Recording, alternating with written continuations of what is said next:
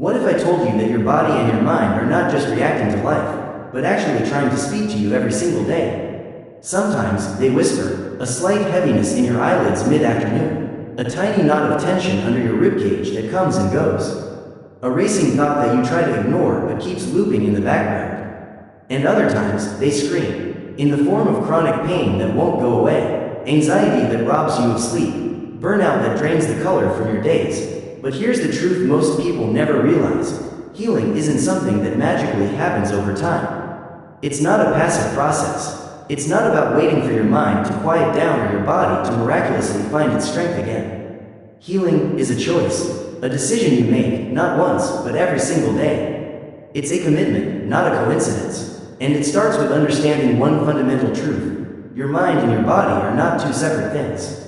They are a single, unified system, interconnected, interdependent. And the bridge that holds them together? That's your brain. Think about it for a second. Every thought you think, yes, even the quiet, subtle ones, sends chemical signals to your body. And every single meal you eat, it literally changes the chemistry of your brain. Each habit you repeat becomes a thread in the fabric of your identity.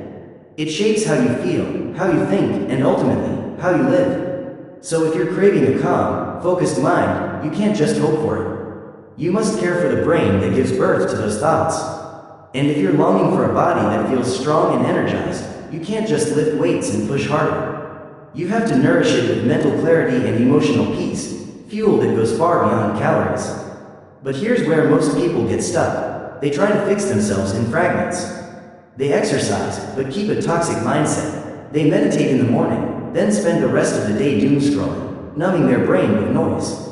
They read motivational quotes, then feed their bodies food that fogs their minds.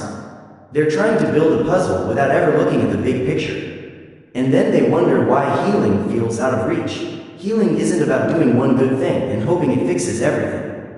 It's about aligning the things that matter. Your sleep, your nutrition, your thoughts, your habits, your environment, your daily rituals. All of it matters. All of it is connected. Look around you. We're living in a paradox. We've never had more access to health advice, wellness trends, and mental health tips than we do today.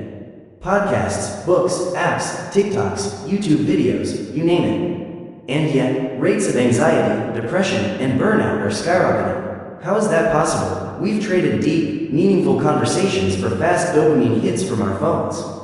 We eat in a rush, grabbing convenience over nourishment. We forget that real health, the kind that lasts, doesn't start in chaos. It starts in the quiet, unnoticed moments. It starts with the micro choices you make when no one is watching. The way you speak to yourself when you make a mistake. The choice to stretch instead of scroll. To breathe instead of react. To pause before you pour something destructive into your body or your mind. And this isn't just spiritual talk. It's science. The Stoics once said, we suffer more in imagination than in reality. And now, neuroscience proves them right. Your brain is either your greatest ally or your silent enemy.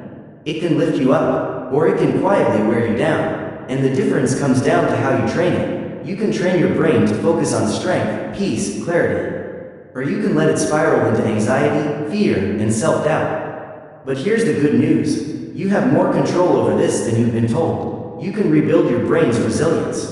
You can rewire the thought loops that trap you. You can restore the energy your body lost from years of stress.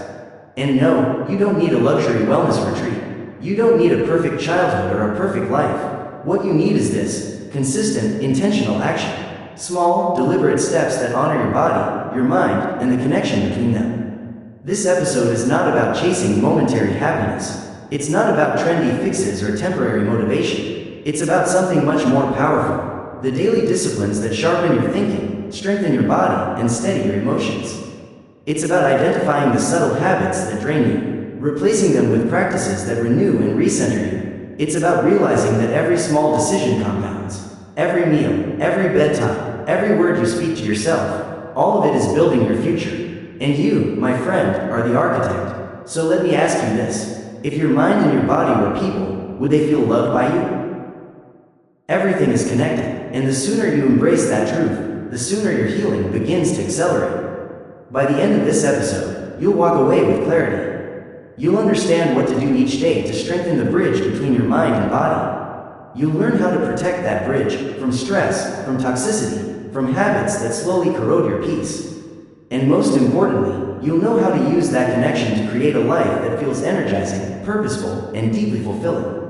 Because this isn't about waiting for healing to knock on your door. This is about becoming the healer of your own life. And it starts today, with one small step, one intentional choice, one new thought. Because a healthy mind doesn't begin when everything feels broken. It begins now, in the small, quiet decisions you make when no one is watching. And that changes everything. In the last part, we talked about the powerful connection between your body and your mind, and how your healing starts with intentional action. But now, let's go even deeper. Because everything, every thought you've ever had, every decision you've ever made, every single dream you dared to chase, it all started in one place, your brain. This one organ, about 3 pounds in weight, acts as the control center for your entire experience of life. It regulates how you feel, what you do, how you react, and how you perceive the world. But here's the shocking part. Most people treat their brain like it's invisible. Like it's some indestructible machine that doesn't need rest, fuel, or care. We monitor our heart rate. We step on scales. We obsess over our skin. But the brain? We only notice it when something goes wrong. And by the time symptoms appear, things like brain fog, forgetfulness, lack of focus, irritability, mood swings, the damage has often been silently accumulating for years. Ever tried to force yourself to think positive when your mind feels weighed down? When even small tasks feel overwhelming? If you have, you know how hard it is. And it's not because you're weak or lazy. It's because your mind, your thoughts, your feelings, your creativity is only as strong as the brain that produces it. You can't expect crystal clear thinking from a brain that's been starved of nutrients. You can't expect emotional stability from a brain that's inflamed by a diet of processed food, overloaded by stress, and deprived of quality sleep. And you certainly can't expect to make wise, life-changing decisions when your brain is constantly bombarded with noise, distractions, and overstimulation. Let's be clear, science has already spoken. A healthy brain is not optional, it's the foundation of true mental wellness. Thanks to the science of neuroplasticity, the brain's remarkable ability to change and adapt, you actually have the power to strengthen, rewire, and even rebuild your brain throughout your entire life. But here's the catch. Neuroplasticity doesn't flourish in chaos. It doesn't grow in toxic environments or during burnout. It thrives in conditions of nourishment, rest, and deliberate challenge. In other words, your daily lifestyle choices aren't just affecting your body. They are literally reshaping the structure and function of your brain. The Stoics didn't have MRI machines or neuroscience journals, but they understood this deeply. They believed that clarity of thought required discipline of life. Marcus Aurelius, one of the greatest Stoic emperors, wrote about keeping the mind clear from disturbance, free from the fog of unchecked emotion. And today, modern science confirms what they taught. Chronic stress, emotional overload, and constant distraction flood your brain with cortisol and adrenaline. These stress hormones shrink the very parts of your brain responsible for memory, self-control, and emotional regulation. In simple terms, asterisk the modern lifestyle is training your brain for survival mode. Asterisk not growth, not healing, not peace. But here's the empowering truth. You don't have to live like this. You can reverse it. You can give your brain what it needs to perform at its best.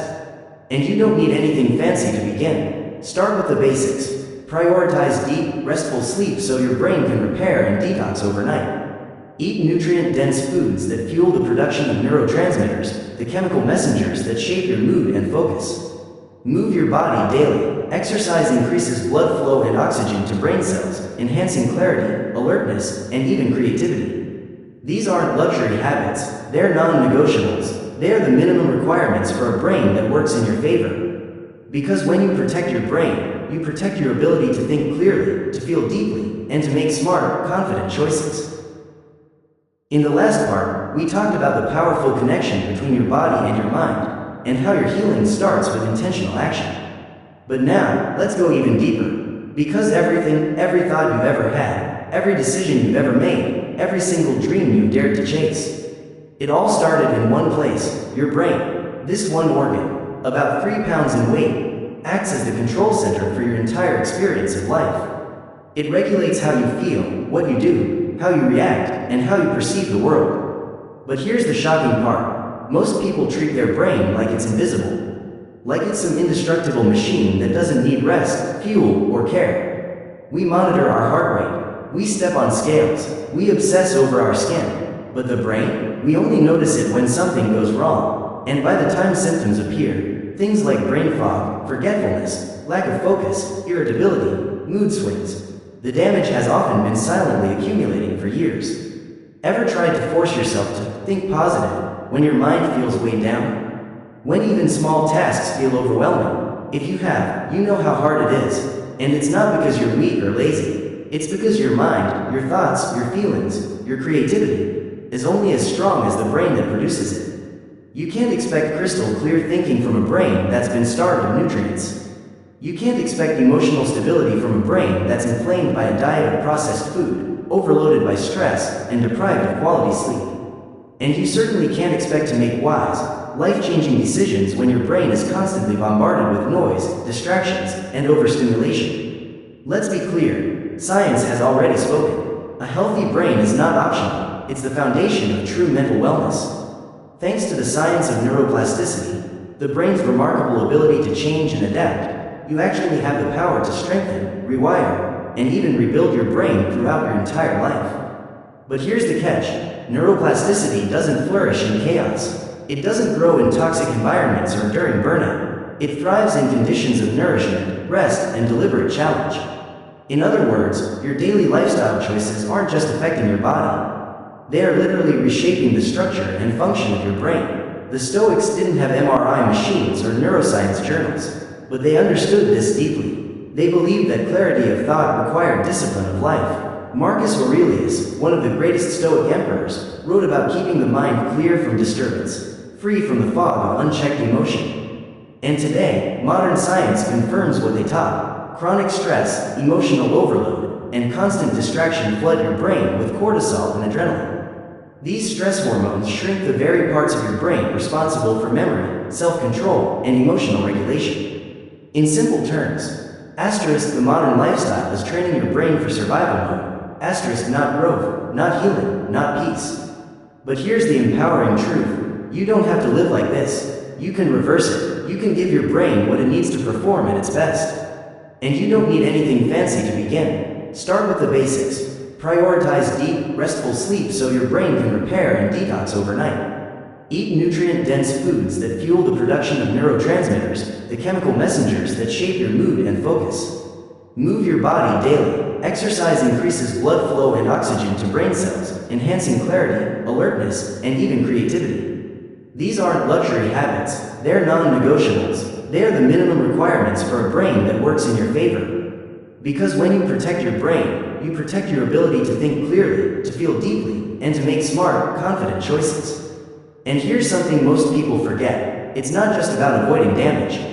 It's about building strength. Just like lifting weights strengthens your muscles, mental workouts strengthen your brain. Reading deeply instead of scrolling endlessly. Learning a new language, practicing mindfulness, solving problems instead of avoiding them. These are powerful reps for your brain. And over time, they build resilience. They help you stay calm under pressure. Stay focused during chaos. Stay grounded even when life feels uncertain. Your brain also listens carefully to how you speak to yourself. If your inner voice is always critical, fearful, or full of doubt, your brain will adapt to that. It will hardwire those thought patterns. In the last part, we uncovered how everyday habits, often invisible, can chip away at your brain's health without warning. Now let's look at one of the most widespread and socially accepted threats of all, chronic stress.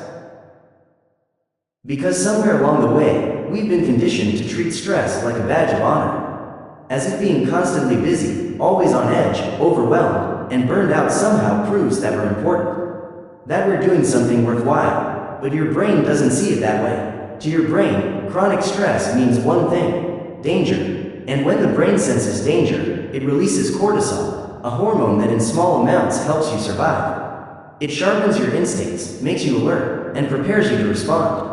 But in high doses, over long periods of time, cortisol does the opposite.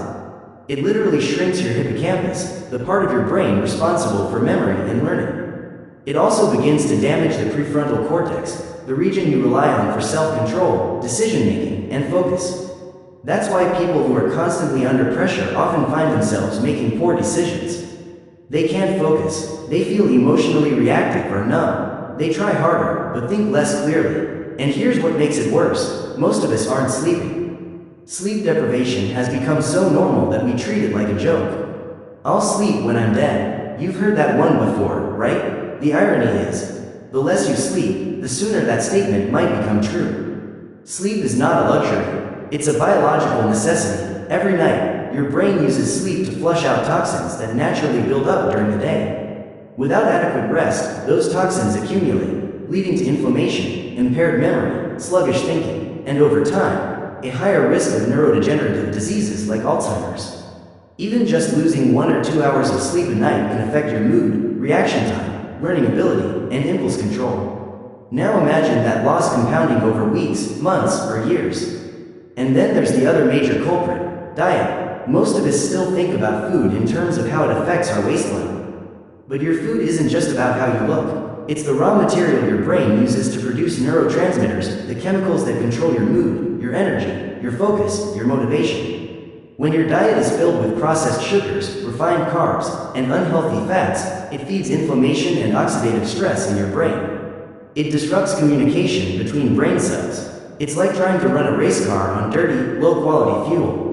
Sure, it moves, but it sputters, it lags, and eventually, it breaks down. But food isn't the only quiet threat. Let's talk about something far more subtle: digital overstimulation. Endless notifications, constant scrolling, switching between apps like a digital ping-pong ball, binge-watching episode after episode until your brain feels foggy and your eyes are dry. All of this rewires the brain to crave short bursts of dopamine. It makes your brain addicted to novelty, things that feel exciting for a second but offer no depth. The result? Your attention span shrinks, your patience thins, your ability to engage with complex or meaningful work declines. You become bored more easily, restless when things aren't instantly stimulating. And over time, the brain forgets how to find joy in delayed gratification. Now add one more layer on top: negative self-talk. Every time you tell yourself, "I'm not good enough, I always fail, I can't do this," your brain listens. It doesn't question it, it doesn't push back, it treats those thoughts like instructions. The more you repeat those thoughts, the more those neural pathways strengthen, making self-doubt, fear, and shame easier to access in the future. This damage might not show up on an X-ray. You can't see it like a broken bone, but it's real, and it shapes the life you live, whether you realize it or not. Of course, there are also the more obvious lifestyle habits we already know are bad for the brain: smoking, drinking excessively, sitting all day. But here's the real reason many people don't change them. They underestimate how fragile the brain actually is. They say, "It's just one drink. It's just one night without sleep. It's just a little stress." But what they don't realize is, small damages, repeated daily, are far more dangerous than one dramatic event. Those little cracks, one by one, they add up, until one day, you wake up and realize your focus is gone. Your memory is blurry, your energy feels drained, and your passion has faded. But here's the good news. Awareness is the first step toward healing. Once you start recognizing these silent threats, you can replace them with powerful, protective habits, ones that nourish your brain and restore your clarity. You can't prevent every hardship life throws at you, but you can protect your brain from unnecessary harm.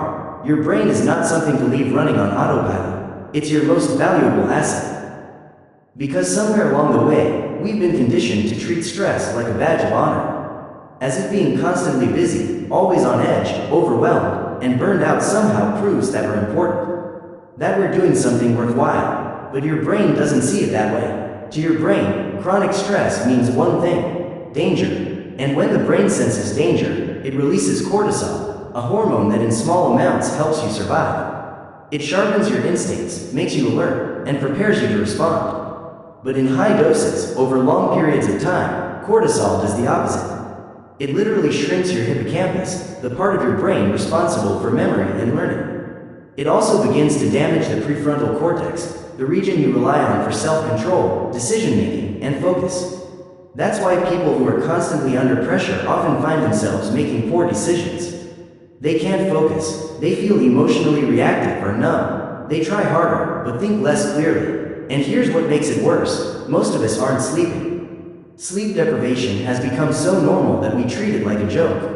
"I'll sleep when I'm dead." You've heard that one before, right? The irony is, The less you sleep, the sooner that statement might become true. Sleep is not a luxury. It's a biological necessity. Every night, your brain uses sleep to flush out toxins that naturally build up during the day.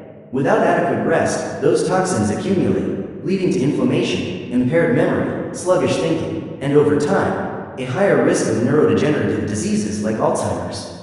Even just losing 1 or 2 hours of sleep a night can affect your mood, reaction time, learning ability, and impulse control. Now imagine that loss compounding over weeks, months, or years. And then there's the other major culprit, diet. Most of us still think about food in terms of how it affects our waistline. But your food isn't just about how you look. It's the raw material your brain uses to produce neurotransmitters, the chemicals that control your mood, your energy, your focus, your motivation. When your diet is filled with processed sugars, refined carbs, and unhealthy fats, it feeds inflammation and oxidative stress in your brain. It disrupts communication between brain cells. It's like trying to run a race car on dirty, low-quality fuel. Sure, it moves, but it sputters, it lags, and eventually, it breaks down. But food isn't the only quiet threat. Let's talk about something far more subtle: digital overstimulation, endless notifications, constant scrolling, switching between apps like a digital ping-pong ball, binge-watching episode after episode until your brain feels foggy and your eyes are dry. All of this rewires the brain to crave short bursts of dopamine. It makes your brain addicted to novelty, things that feel exciting for a second but offer no depth. The result? Your attention span shrinks, your patience thins, your ability to engage with complex or meaningful work declines. You become bored more easily, restless when things aren't instantly stimulated. And over time, the brain forgets how to find joy in delayed gratification. Now add one more layer on top: negative self-talk. Every time you tell yourself, "I'm not good enough, I always fail, I can't do this," your brain listens. It doesn't question it, it doesn't push back, it treats those thoughts like instructions. The more you repeat those thoughts, the more those neural pathways strengthen, making self-doubt, fear, and shame easier to access in the future. This damage might not show up on an X-ray. You can't see it like a broken bone, but it's real, and it shapes the life you live, whether you realize it or not. Of course, there are also the more obvious lifestyle habits we already know are bad for the brain: smoking, drinking excessively, sitting all day. But here's the real reason many people don't change them. They underestimate how fragile the brain actually is. They say, "It's just one drink. It's just one night without sleep. It's just a little stress." But what they don't realize is, small damages, repeated daily, are far more dangerous than one dramatic event. Those little cracks, one by one, they add up, until one day, you wake up and realize your focus is gone. Your memory is blurry, your energy feels drained, and your passion has faded. But here's the good news: awareness is the first step toward healing. Once you start recognizing these silent threats, you can replace them with powerful, protective habits, ones that nourish your brain and restore your clarity. You can't prevent every hardship life throws at you, but you can protect your brain from unnecessary harm. Your brain is not something to leave running on autopilot. It's your most valuable asset. And the truth is, your daily choices either build it up or break it down. There's no in between. Now here's a question worth pondering. Why are we the unhappiest generation in history, despite having more comfort than ever? We live in an age where convenience is literally in our hands. One tap and food arrives. One swipe and entertainment floods our eyes. One post and we receive likes from people we've never even met. By historical standards, we have more wealth, more comfort, and more access to knowledge than any humans who've ever walked the earth. We just asked one of the most pressing questions of our time. If we're the most connected, most comfortable, and most informed generation in history, why are we also the most anxious, depressed, and lonely? The numbers don't lie. Rates of mental illness, emotional fatigue, and isolation are at all-time highs. And the question almost asks itself, how can a society surrounded by abundance feel so empty inside? The answer, at least in part, lies in understanding a key difference that many overlook. The difference between comfort and fulfillment. Comfort is easy. Comfort is everywhere. It's the quick dopamine hit from a screen, the next day delivery, the instant reply, the tap, the scroll, the binge. But fulfillment? Fulfillment takes effort. It takes patience. It takes meaning. And it often comes only after challenge, after doing something hard, or after investing yourself into something greater than yourself. Comfort is the fast food of emotion, quick to satisfy, but empty in the long run. Fulfillment is the slow meal cooked from scratch. It nourishes you, but it doesn't come instantly. And here's the problem. We've designed a modern world that maximizes comfort but strips away the natural struggles that once gave life meaning. Think about it. For most of history, survival depended on things like physical work, deep relationships, community cooperation, purpose through contribution. Today, you can go days, weeks even, without speaking to your neighbors. You can order everything you need without leaving your home. Technology connects us to the world but often disconnects us from real presence. We've swapped deep conversations for comment sections. We've replaced shared experiences with shared content. And social media, though it promises connection, often delivers something very different. Comparison, envy, the subtle pressure to perform happiness instead of actually feeling it. You see the perfect vacation, the glowing career post, the picture-perfect family. And without even realizing it, you start questioning your own life. Am I doing enough? Am I missing something? Am I behind? Add to that the relentless flood of information we consume every day. News, images, headlines, opinions, tragedies. Our brains were never designed to handle this much noise. Even if your immediate surroundings are calm, your mind might still feel like it's living in a world that's constantly on fire. This creates a low-level stress response, always on, always alert. And over time, that constant vigilance wears down your emotional resilience. You feel helpless, hopeless, disconnected from your own power. And then there's another problem, one that sounds like a blessing on the surface: choice. Today, we have more freedom to choose how we live than any generation before us. We can choose our career, our city, our hobbies, our partners, our belief systems. But with so many options comes an unexpected side effect: paralysis.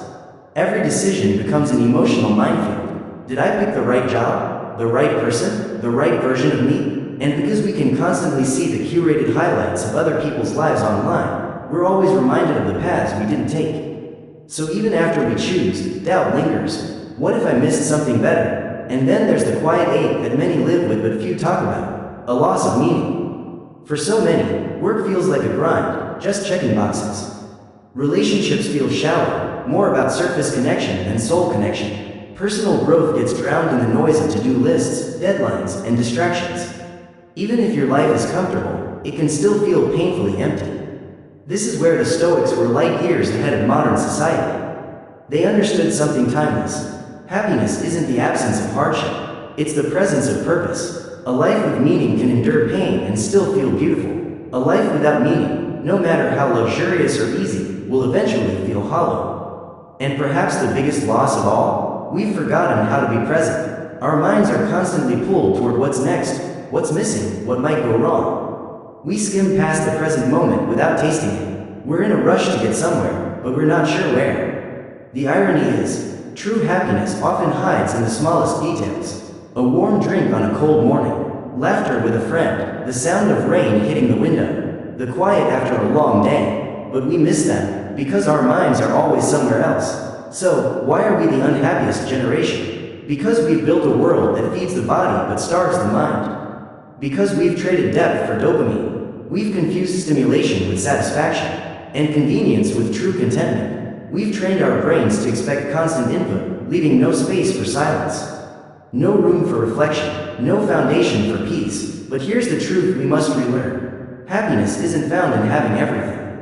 It's found in valuing what you already have, and aligning your choices with who you truly want to become. The solution isn't to abandon modern life, it's to live within it consciously, to use technology without letting it use us, to seek meaning instead of distraction, to slow down just enough to feel life again. If we can remember that, if we can return to that truth, then we won't just be the most advanced generation, we'll be the most fulfilled. And now, we must go even deeper, because many of the struggles we face in adulthood don't actually begin in adulthood. They begin much earlier, in the quiet corners of childhood, long before we had the language to describe the pain, long before we understood what trauma even was. Coming up next, childhood trauma and the invisible weight it leaves behind.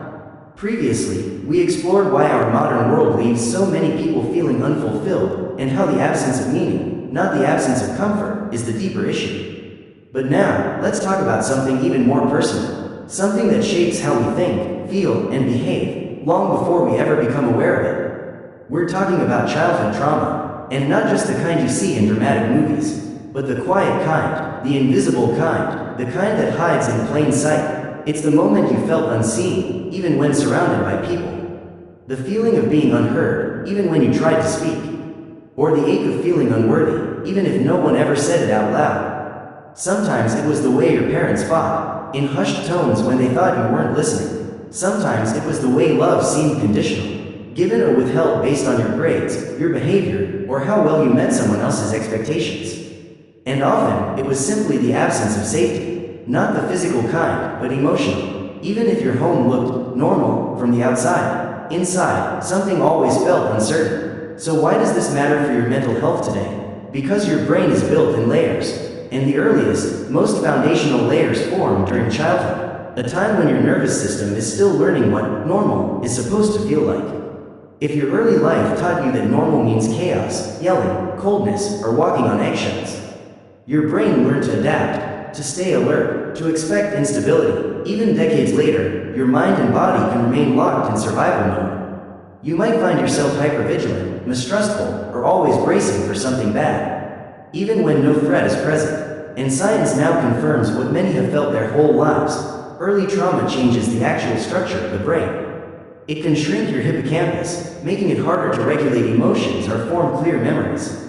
It can overactivate the amygdala, the fear center of your brain, causing anxiety to become your default state. It can weaken the prefrontal cortex, which controls decision-making, problem-solving, and impulse control. This is why people who've experienced childhood trauma often deal with chronic stress, mood swings, trouble concentrating, emotional dysregulation, even physical health issues later in life. But trauma isn't just about what happened to you. It's also about what didn't happen. Maybe you weren't abused, but maybe no one ever encouraged you. No one said, "You matter." No one told you, "It's okay to dream." No one made you feel truly seen. And that absence of love, of validation, of guidance can be just as damaging as direct harm, because it leaves you without an inner blueprint for things like trust, emotional security, or self-worth.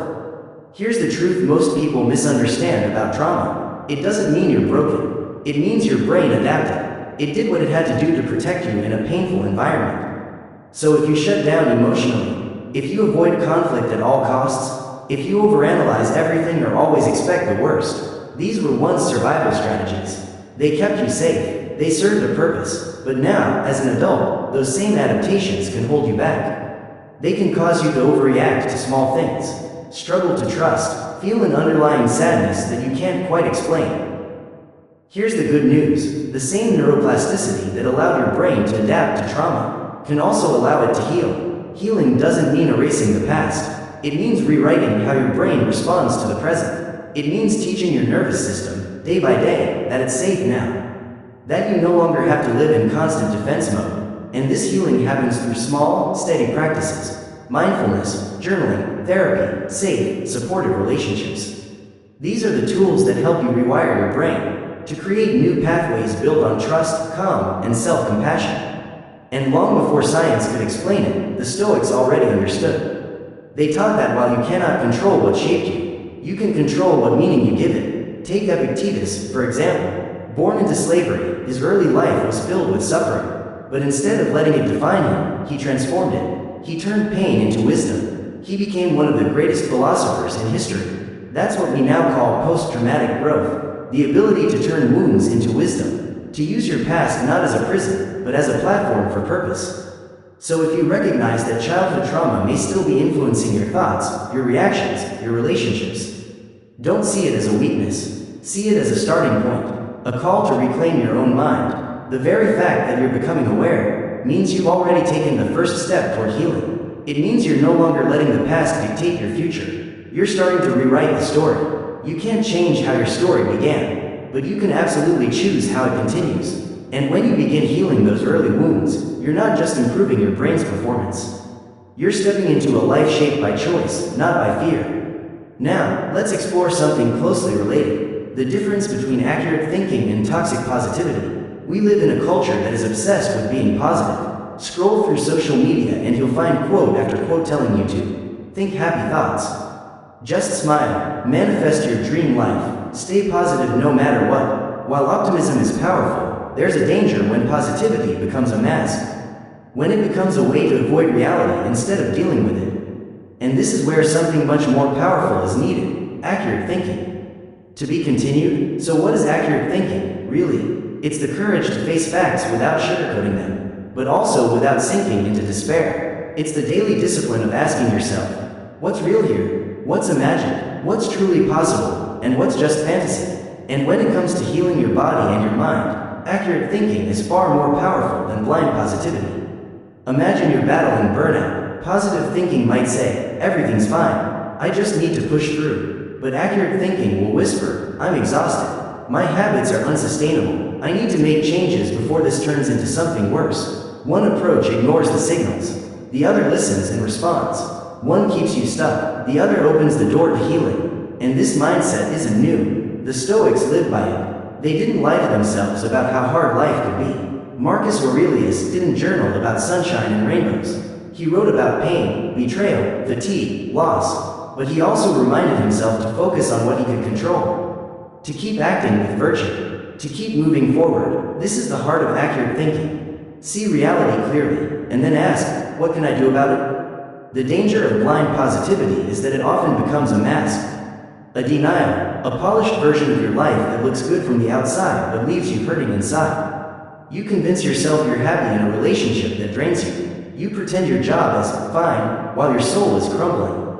You repeat affirmations about abundance and success, but ignore the destructive habits keeping you stuck in place. This isn't strength, it's self-deception, and self-deception always comes with a cost. Accurate thinking, on the other hand, requires courage. It forces you to look in the mirror and say, my diet might be harming my brain. My phone addiction is killing my focus. My stress levels are unsustainable. These truths can sting, but they are also the starting point for real change. Because you can't fix what you refuse to see. Now, this doesn't mean you should give up hope or optimism. In fact, accurate thinking and positive thinking work best when they come in the right order. First, tell yourself the truth. Then, apply optimism to take constructive action. Like saying, I'm not where I want to be right now, but I have the power to change. That's not blind hope. That's a grounded, empowering truth, and it's exactly the environment your brain thrives in.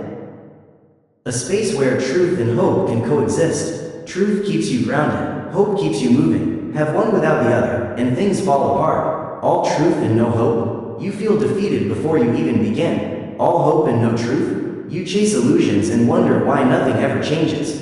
But when you combine them, you create a mindset that can handle anything life throws at you, and grow stronger through it. Accurate thinking also protects you from manipulation. In a world full of clever marketing, fake news, and curated highlight reels, being able to separate fact from fiction is a survival skill. It keeps you from falling for false promises, the ones that say you can heal instantly, or find peace in a pill, or transform your life without effort. It teaches you to ask better questions, to verify, to trust, but not blindly, to make decisions based on reality, not just emotion. When it comes to your mental and physical healing, accurate thinking is your foundation. It tells you when you're truly improving, and when you're just pretending. It helps you celebrate the small wins that actually build momentum. It also points out the setbacks that need attention before they become problems. It keeps you from spiraling into self-pity, but also from floating into fantasy. So next time you catch yourself saying, just stay positive, pause, ask yourself, am I being hopeful, or am I avoiding the truth? What is the reality right now? What can I do today to make it better? That's accurate thinking, and it leads to something deeper than good vibes. It leads to real, lasting healing. Let's shift gears for a moment, because if you truly want to care for your mind and body, you must learn to love food that loves you back. Every single cell in your body is made from the food you eat. Your brain, your thoughts, your emotions, your decisions are built from fats, proteins, vitamins, and minerals you consume. That means every bite you take is a message to your body, to your mind, to your future self. So food is not just fuel, it's not just calories, and it's not just comfort. It is the most intimate form of self-care you practice every single day, but most people fall into one of two camps when it comes to eating. 1. They eat purely for pleasure, ignoring the consequences. 2. Or they treat food like punishment, using strict rules just to control weight. But both approaches miss the bigger picture. Because the right food isn't just about how you look, it's about how you think, how you feel, how you live. To be continued, we just explored how our mindset can shape healing. But your mindset alone isn't enough if your body, especially your brain, isn't being supported on a chemical level. And here's the truth that many overlook. Food isn't just about how you look. It's about how you feel, how you think, how you respond to the world around you. In other words, what you eat each day becomes the raw material for your thoughts, your mood, and your energy.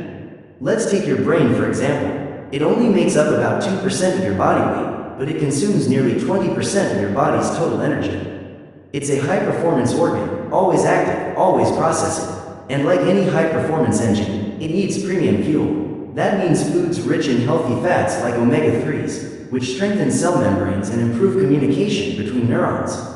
It means quality proteins, which supply the amino acids that build neurotransmitters, the chemicals responsible for focus, mood, and motivation. And it means complex carbohydrates, which deliver energy steadily over time instead of causing the spikes and crashes associated with refined sugar. But sadly, the modern diet is filled with foods that do the opposite. Processed snacks, deep-fried fast food, sugar-loaded drinks, they may taste good in the moment, but beneath the surface, they trigger inflammation, disrupt your blood sugar, and impair your brain's ability to function optimally. The result? Slower thinking, mood swings, foggy focus, and long-term, a greater risk of depression, anxiety, and even cognitive decline.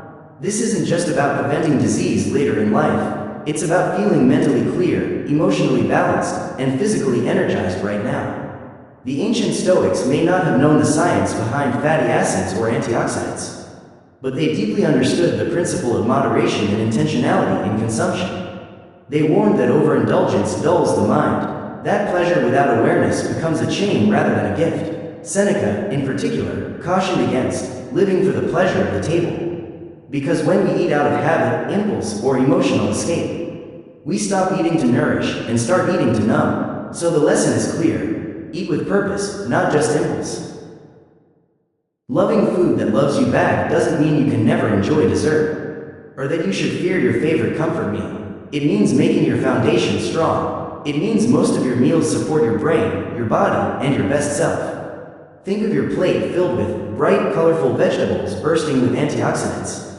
Fruits offering natural sweetness plus vitamins and fiber. Nuts and seeds rich in minerals like magnesium and zinc, key nutrients for brain function. And fatty fish like salmon, sardines, or mackerel, loaded with omega-3s to fight inflammation and support long-term cognition. And don't forget hydration. Clean water, yes, just plain water, is one of the most powerful, overlooked brain boosters out there. Dehydration alone can cause fatigue, brain fog, and mood dips. And here's something deeper. The way you feed yourself says something about how you view yourself.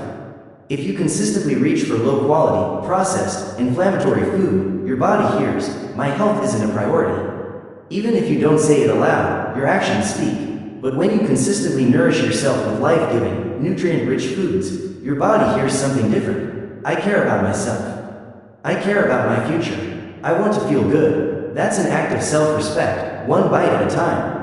And if you've been eating in a way that leaves you feeling heavy, bloated, foggy, or fatigued, don't beat yourself up. This isn't about guilt, it's about feedback. Your body is communicating. It's saying, hey, something here isn't working. So start small. Replace one processed snack with a whole food option. Add one extra serving of greens to your plate. Swap that sugary soda for clean water or herbal tea. These tiny shifts might seem insignificant in the moment, but over time, they add up. They sharpen your mind, they stabilize your mood, they increase your capacity to handle stress with calm and clarity. Healing your body and mind doesn't require perfection. It requires consistency. Every single meal is a choice. Will this nourish my brain or burden it? Choose the food that loves you back, and you will feel the difference. Not just in your body, but in how you think, focus, and respond to life. Now, let's take it even further. Let's talk about targeted nutrients, specific brain-building compounds that are scientifically proven to boost happiness and mental performance. Once you begin to understand that food isn't just fuel, that it's actually chemistry, shaping your mood, your memory, and your motivation, you start to eat with intention. It's not enough to eat healthy in a vague, general sense. You need to start feeding your brain what it specifically needs to thrive. Because here's something most people don't realize. Happiness isn't random. It's not something that floats into your life out of nowhere. Happiness is a chemical state, and your brain builds those chemicals from the raw materials you give it. One of the most important players? Omega-3 fatty acids, found in fatty fish like salmon, mackerel, and sardines, as well as in flax seeds and walnuts. Omega-3s are critical for brain cell structure and communication. They reduce inflammation, they stabilize mood, and they've been shown to help with anxiety, depression, and cognitive decline. To be continued, we've already seen how powerful omega-3s are for the brain, but let's make it crystal clear. Research confirms that they don't just support long-term brain health, they also reduce symptoms of depression and anxiety. How? By improving communication between neurons. This allows your thoughts to move more fluidly, and your emotions to be processed and regulated with more ease. Without enough omega-3s, your brain's wiring literally becomes less efficient. Like trying to run a powerful machine on tangled cables and weak signals. Next up, B vitamins, particularly B6, B12, and folate. These are essential for the production of key neurotransmitters like serotonin, dopamine, and GABA. The chemicals responsible for your motivation, relaxation, and emotional stability. When you're deficient in B vitamins, it doesn't just show up as physical fatigue. It can manifest as mood swings, irritability, brain fog, and even symptoms resembling depression. You can naturally get B vitamins from leafy greens, eggs, legumes, lean meats. If you've been feeling low on energy, chronically stressed, or emotionally depleted, take a moment to reflect on your diet. Are these nutrients showing up on your plate? Now let's talk about one of the most underappreciated minerals, magnesium. Often referred to as nature's relaxant, magnesium plays a role in over 300 biochemical processes in your body, many of which influence your mental state. It helps regulate your nervous system, supports high-quality sleep, and promotes calmness during stress. You'll find magnesium in almonds, pumpkin seeds, spinach, and yes, even dark chocolate. Fun fact, if you often crave chocolate, it could be your body's clever way of asking for more magnesium. Now we can't skip over the famous sunshine vitamin. Vitamin D your body produces it naturally through sun exposure, and low levels of vitamin D are strongly linked to seasonal depression and other mood disorders. Just 15 to 20 minutes outdoors can help, and when that's not possible, look to salmon, egg yolks. Fortified dairy products are considered a supplement, especially if you live in a region with long winters or limited sunlight.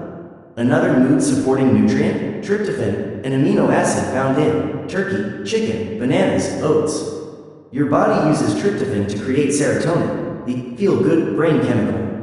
And when paired with healthy carbs, tryptophan is absorbed more effectively. So yes, your oatmeal with banana isn't just cozy. It's a mood-friendly breakfast that supports emotional regulation. But as important as it is to add the right nutrients, it's equally critical to know what to limit. Foods that cause inflammation, like refined sugars, trans fats, excessive alcohol, these disrupt neurotransmitter balance, they spike stress hormones, and over time, they make it harder for your brain to maintain a stable mood. No matter how many good nutrients you add in, think of it like tending a garden. Planting beautiful flowers is pointless if you're also dumping poison into the soil. The Stoics may not have had access to lab tests or nutrient charts, but they deeply understood the importance of preparation. If you want to live with clarity, discipline, and purpose, you must prepare the mind and body for life's inevitable challenges. Today, part of that preparation is targeted nutrition. This isn't vanity, it's strategy. And here's the encouraging part. You don't have to obsess. You don't have to go vegan overnight or track every micronutrient. Start simple. Identify 1 or 2 nutrients you may be lacking, and begin building them into your day. A handful of walnuts in the afternoon, a serving of salmon twice a week, a short, sunny walk in the morning. These aren't dramatic moves, but they are powerful, and over time, they lay the foundation for a more stable mind and a more energized life. Because let's be honest, happiness isn't magic, it's biology. When you give your brain the right building blocks, it knows exactly what to do. Feed it well, and it will reward you with focus, emotional resilience, and inner peace. Now let's zoom in even further. Let's talk about the micro moments. Those seemingly ordinary flashes in the day that hold extraordinary power. Most people talk about happiness like it's some big event, a milestone, a life-altering vacation, a perfect relationship. We tell ourselves, I'll be happy when I get there. when this happens, when they finally see my worth. But the truth is this: life is made of small moments, and if you don't know how to find joy in those, you'll spend your life chasing something that always stays just out of reach. Your brain learns what to value based on what you give attention to. If you only focus on major wins, you'll miss the thousands of tiny victories happening each day. And these micro moments, they're not loud, they don't make headlines, but they carry a power all their own. To be continued, let's make this real. Happiness doesn't always arrive in fireworks or fanfare. It shows up in moments so small, they're easy to miss. Like that first sip of coffee in the morning, the gentle warmth of sunlight touching your face, a song that stirs up a memory you hadn't visited in years, the spontaneous laugh of someone you love, the satisfaction of finally finishing that task you kept putting off, the relief of slipping off your shoes after a long day, the comfort of fresh sheets against your skin. These aren't meaningless details. They're the building blocks of emotional resilience. They are the quiet miracles that remind you life still holds beauty. And the reason these moments matter so deeply is backed by neuroscience. Every time you pause and fully notice a positive experience, you strengthen the neural pathways associated with joy, calm, and gratitude. Do that enough, and your brain starts making those states your default settings. It becomes easier to feel good, even in the midst of pressure or pain. But the opposite is also true. Focus only on what's wrong, what's missing, or what's unfair, and you strengthen the wiring for frustration, resentment, and anxiety. Here's the truth: you're training your mind every day. With your attention, with your focus, with your reactions. The question is, what are you training it to see? The Stoics understood this, long before MRI machines and brain scans. They believed contentment wasn't about having a perfect life, it was about being able to recognize the good, even in imperfection. Epictetus once wrote, "He is a wise man who does not grieve for the things which he has not, but rejoices for those which he has." This wasn't a call to settle for less. It was a reminder that gratitude is a mental discipline. It's not passive, it's not fluffy, it's a strength, like lifting weights for your soul. The challenge we face today is that we're constantly distracted. Notifications, to-do lists, apps that scream for attention, a stream of headlines and alerts that never ends. All of it pulls us away from the present moment, and into a loop of anticipation, urgency, and reaction. We're always waiting for the next thing, and in that waiting, we overlook what's right in front of us. It's not that micro moments don't exist, it's that we don't see them, because we're too busy, too hurried, too overstimulated. But you can shift this, and the shift starts with small rituals of presence. Pause to actually taste your food, not just chew, taste. Before starting your car, take 3 seconds to notice the quiet. Step outside between tasks for one deep breath of fresh air. These moments don't need to be long, they just need to be intentional. And here's a beautiful practice. At the end of each day, ask yourself, what was one good thing that happened today? Don't overthink it. Maybe a stranger held the door for you. Maybe a favorite song played in the background. Maybe you sat in silence for a moment, and it felt like peace. Write it down. Say it out loud, because when you name it, you reinforce it. You teach your brain. This matters.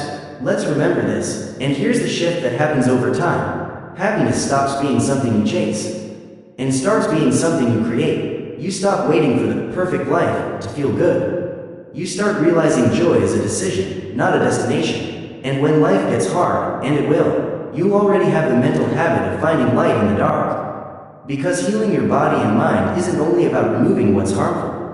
It's also about adding what's nourishing. Yes, targeted nutrients can fuel your brain chemically, but micro moments of happiness, they fuel your brain emotionally. Together, they build a foundation that can't be shaken easily. A system that helps you stay steady through the chaos. Here's the final truth for today. Brain and mental health is not a crisis plan. It's a daily practice. One of the biggest mistakes people make, they wait until they're completely burned out, until anxiety takes over, until focus is gone. Then they ask, how do I fix this? But your brain is not a machine that can be abused and then rescued over a weekend.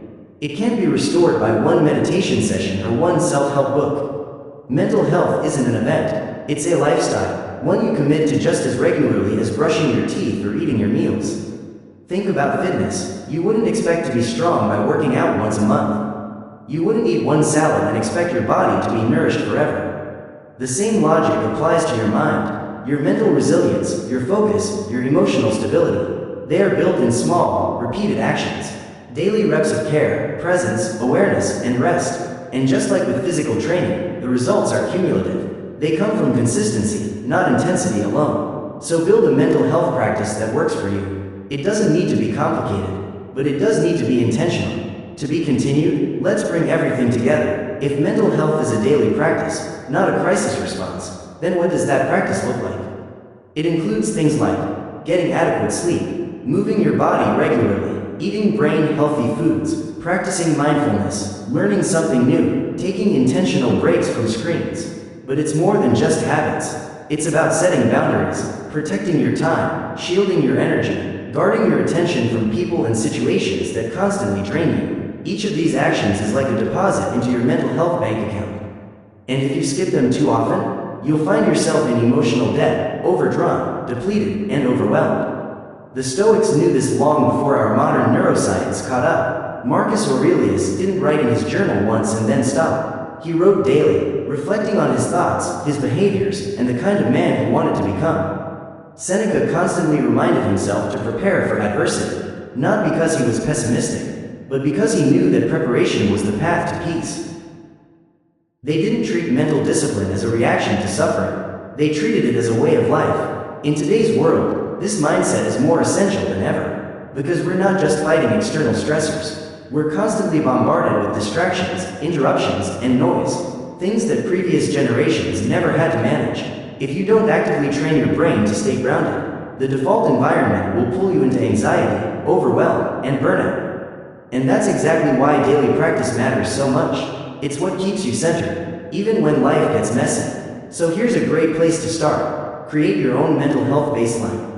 A small set of non-negotiable habits you do every day, no matter what. For some, that might include 30 minutes of movement, a morning gratitude journal, reading something inspiring before bed. For others, it might be a short meditation, preparing a nourishing breakfast, a peaceful walk outdoors. The specific habits don't matter nearly as much as the consistency behind them. Your brain thrives on patterns, and the more you reinforce healthy ones, the more automatic and natural they become. This isn't about perfection. You don't need to get it right every single day. You'll miss a workout, you'll grab a fast meal, you'll forget to journal. What matters most? Not letting one missed day turn into a missed week, and not letting a missed week turn into a missed month. The secret is to reset quickly, to return to your baseline before you drift too far. That's the difference between occasional setbacks and long-term sabotage. And the payoff for treating your mental health as a lifestyle? It's massive. Your stress threshold increases. Things that once felt overwhelming barely faze you. Your focus sharpens. Your decisions improve. Your mood becomes more stable and steady. And maybe most importantly, you begin to feel like you're living life on your own terms. Instead of constantly reacting to chaos, your brain is the greatest investment you will ever make. Treat it like it matters every single day, and it will reward you with clarity, resilience, and peace. Not once in a while, but as your default setting. Now, let's address a mistake that's far too common: chasing happiness in isolation. People chase joy like it's a trophy, something you earn through promotions, possessions, or perfect relationships. But here's the truth we forget: happiness is not separate from health. You can't feel peaceful in a body that's exhausted, inflamed, and deprived. You can't feel emotionally stable with a brain that's overloaded, undernourished, and wired for stress. True happiness and true health are deeply connected. They are not two separate goals. They are two parts of the same system. The modern world makes it easy to fake happiness. You can post a smiling selfie, say you're fine, keep yourself distracted with temporary pleasures.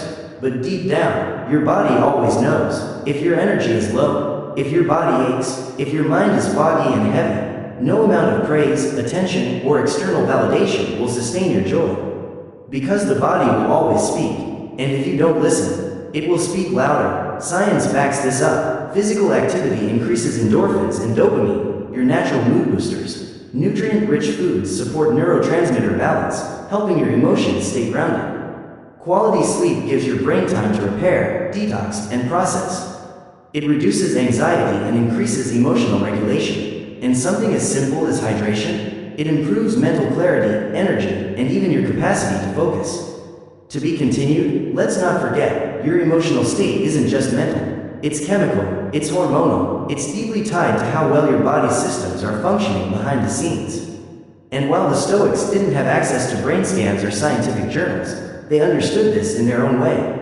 They saw the body as a vessel for the mind, not a vanity project, not an afterthought, but something to be trained, nourished, and respected. Epictetus believed in keeping the body strong, not to impress others, but so it could serve the mind in its pursuit of virtue. To neglect the body? That wasn't humility, that was sabotage, because when your physical health is weak, it becomes harder to live by your values. Harder to meet challenges with courage, harder to stay grounded when life turns chaotic. But this doesn't mean health is about perfection. It's not about extremes. You don't need to run marathons, lift heavy every day, or follow a flawless diet. What matters is balance and consistency. Moving your body in ways that feel good. Eating food that gives you energy instead of draining it. Sleeping enough to wake up restored. Resting before burnout forces you to stop. And just as importantly, it means rejecting the lie that happiness only comes after you've reached perfect health. You don't have to wait until you've lost weight, until you've broken every bad habit, or until you feel worthy of joy. That mindset? It's a trap. It keeps you stuck, because health is a journey, not a finish line. And happiness isn't the trophy you get at the end. It should be the companion that walks with you, growing deeper as you grow. See them as partners. Health fuels happiness, and happiness makes it easier to stay healthy. Ignore your health, and your joy becomes fragile. You might feel good temporarily, but when stress shows up or fatigue takes over, that joy evaporates. Health gives happiness roots. It anchors joy so that it can endure the storms of life. Without that foundation, happiness is like a balloon in the wind. It drifts away the second circumstances change. So if you truly want to be happy, start with the basics. Move your body, feed it well, rest deeply, care for your mind like something sacred. Don't separate your pursuit of happiness from your pursuit of health. Make them one path. When you do, happiness stops being something you chase and becomes something you carry. Everywhere you go, here's the heart of everything we've talked about in this journey. Your body and mind are not separate worlds. They are two sides of the same life, and the health of one always shapes the health of the other. If you want a clear, focused, creative mind, you must care for the brain that powers it. If you want a strong, resilient body, you must feed it with thoughts, emotions, and choices that strengthen, not weaken it. Healing isn't about waiting for one magical breakthrough. It's about the quiet, daily choices that seem small in the moment, but compound over time into a powerful, peaceful life. Now you know the hidden forces that can damage your brain, the chronic stress you've accepted as normal, the sleep you've sacrificed, the endless distractions that have hijacked your attention. You've seen how modern life, though filled with comfort, often leaves us disconnected. How unresolved wounds from your past may still whisper in your present. You've learned that thinking clearly doesn't mean being blindly positive. It means seeing reality as it is, and then choosing to move forward with hope. We've talked about loving food that loves you back, fueling your brain and body with nutrients that support happiness, not sabotage it. From omega-3s to vitamin D, you've seen how nutrition literally becomes the chemical foundation of your joy. You've explored the micro moments, those tiny flashes of peace, gratitude, and joy. How noticing them trains your brain to believe that life is worth living, even when it's hard. You've learned that brain health isn't a one-time fix. It's a daily practice, a quiet commitment you make to yourself, again and again, in the smallest actions. And we've ended with a truth far too often forgotten. Happiness and health are not separate. They are woven together. You cannot neglect your body and expect your mind to flourish. You cannot ignore your mind and expect your body to thrive. The Stoics knew this. They knew we can't control everything life throws at us, but we can always control how we prepare. And preparation isn't forged in chaos. It's built in the quiet mornings, in the intentional meals, in the mindful breaths, in the moments you choose presence over distraction, discipline over impulse, self-respect over neglect. So now, the only question is this: what will you do today? Not next week, not when life calms down. Today, what's one action you can take to love your brain, your body, and your life more deeply? Maybe it's going to bed on time. Maybe it's swapping a sugary snack for something nourishing. Maybe it's turning off your phone, stepping outside, and taking one long, intentional breath. Because the healing you've been looking for? It's not far away. It's not in some future moment. It's right here, in the decisions you make before the sun sets today. If you commit to showing up for your health daily, even in small, humble ways, the results will come. You'll feel it in your energy, see it in your focus, and carry it in your ability to stay grounded, no matter what life brings. Your mind and body are the foundation for everything you want to be. Everything you want to do, treat them with the care and respect they deserve, and they will give you a life not just of health, but of real, lasting happiness. So start now, heal now, live now.